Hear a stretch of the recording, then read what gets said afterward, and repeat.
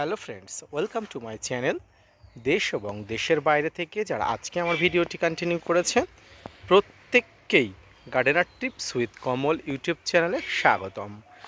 যত দিন যাচ্ছে আমার ছাদ বাগানের সবেদাগুলো হারভেস্ট করার দিকে ধীরে ধীরে এগিয়ে যাচ্ছে। তবে এই ফলগুলো নেওয়া সহজ ছিল না। এই ফলগুলো যখন হয়েছিল প্রচণ্ড গাছের উপরে বিভিন্ন অ্যাটাক হয়েছিল, বিভিন্ন প্রাকৃতিক সমস্যা ছিল। সমস্ত সমস্যাকে কাটিয়ে বর্তমানে ছাদ বাগানে প্রচুর পরিমাণ ফলন ধরিয়েছিলাম।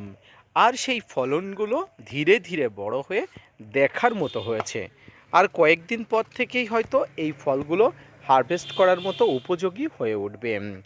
তো আসুন আজকের ভিডিও থেকে আমি জানিয়ে দেবো যে অবশ্যই সবেদা গাছ পরিচর্যা করতে গেলে আপনার কোন কোন এক্সপেরিয়েন্স কাজে লাগানো দরকার, কোন কোন এক্সপেরিয়েন্স আপনি কাজে লাগিয়ে সবেদা গাছের প্রচুর ফলের ম্যাচুরিটি করবেন। আসুন তাই নিয়ে থাকছে আজকের ছোট্ট উপস্থাপনাটি। না স্কিপ করে কন্টিনিউ করুন।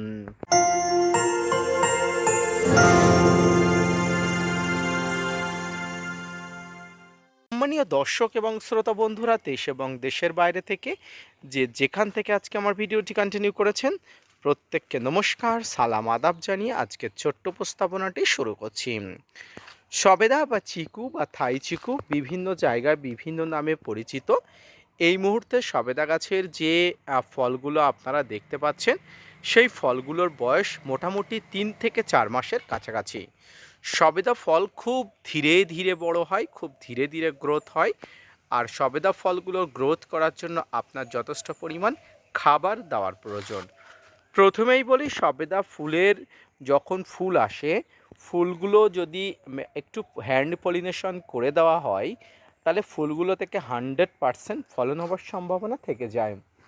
ফুলগুলো থেকে ফলন হবার সম্ভাবনা যখন বাড়ে তখন কিন্তু গাছের উপর একটা ট্রিটমেন্ট করতে হয়। অর্থাৎ সবেমাত্র যখন গুটি ধরে এই গুটিগুলোর উপরে আপনাকে একবার ফাঙ্গিসাইড ব্যবহার করতে হয়। ফাঙ্গিসাইডের মধ্যে আপনি সাপ, ম্যানসার, ব্যাবিস্টিন, রেডোমিনগোল, ব্লাইটক্স এই ধরনের ফাঙ্গিসাইডগুলো ব্যবহার করতে পারেন। এছাড়াও আপনি সাইপারমেট্রিন গ্রুপের কীটনাশক, ইমিডাক্লোপিড গ্রুপের কীটনাশক, এই ধরনের কীটনাশকগুলো ব্যবহার করতে পারেন। বাংলাদেশি বন্ধুরা নাইট্রো বা সোবিক্রন 425 ইসি কম্পোজিশনের কীটনাশকগুলো প্রয়োজন হলে ব্যবহার করবেন।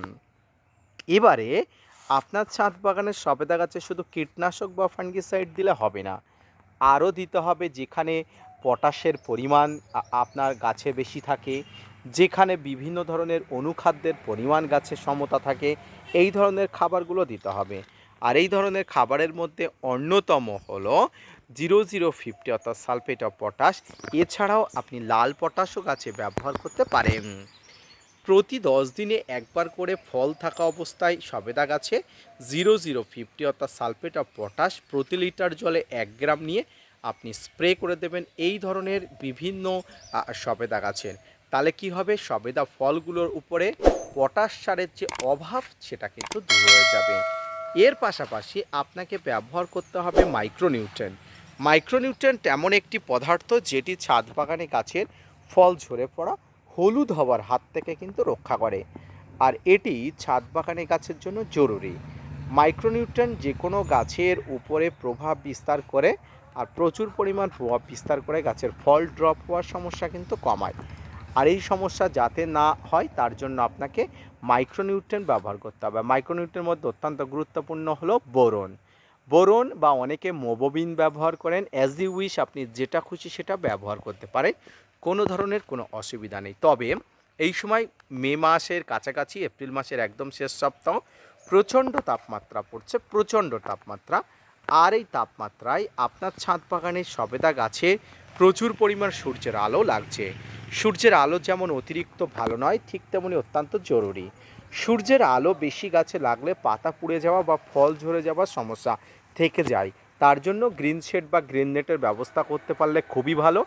না করতে পারলে আপনাকে পরিষ্কার ঠান্ডা কলের জল ঠিক দুপুরের কনকনে রৌদ্রে আপনাকে ব্যবহার করতে হবে। এই ধরনের ফলের উপরে, গাছের উপরে, পাতার উপরে স্প্রে ফর্মে কিন্তু আপনি ব্যবহার করবেন এই জলটা। এবং এই জলের সঙ্গে যদি আপনি হাইড্রোজেন পারক্সাইডগুলা জল ব্যবহার করে নেন তাহলে তো কোনো কথাই নেই। সম্মানীয় দর্শক, প্রিয় শ্রোতা বন্ধুরা, এইভাবে এই সময়টা পার করতে পারলে আর কয়েকদিন পরে সবেদা ফলগুলো হারভেস্ট করতে পারবেন। যাদের এখন সবেদা ফলগুলো ছোট, গাছের গোড়াতে অবশ্যই খাবার দেবেন। খাবার কিন্তু ফলগুলোকে বড় করে তোলার রসদ। খাবার না পেলে সবেদা বড় হবে না। আপনি স্প্রে ফর্মে খাবার দেন আর গাছের গোড়াতে খাবার দেন, আপনাকে দিতেই হবে। যে কোনো খাবার আপনাকে দিতে হবে। গাছের গোড়াতে ভারী খাবার দিলেও স্প্রে ফর্মে খাবার আপনাকে দিতে হবে, এটা ম্যান্ডেটরি। এই ছিল ছাদ বাগানের সবেদা গাছের পরিচর্যা। জলের সমস্ত ধরনের ব্যবস্থাপনা করবেন, কোনো প্রকার জল কম না হয় সেদিকে যেমন ব্যবস্থা করবেন।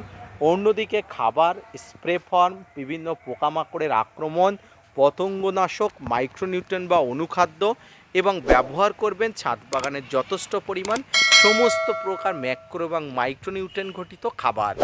এই খাবারগুলো ব্যবহার করে আপনার ছাদ বাগানের সবেদাগুলো ম্যাচুরিটি করে বড় করে ছাদ বাগানের জন্য প্রচুর পরিমাণ উপকারী করে তুলবেন।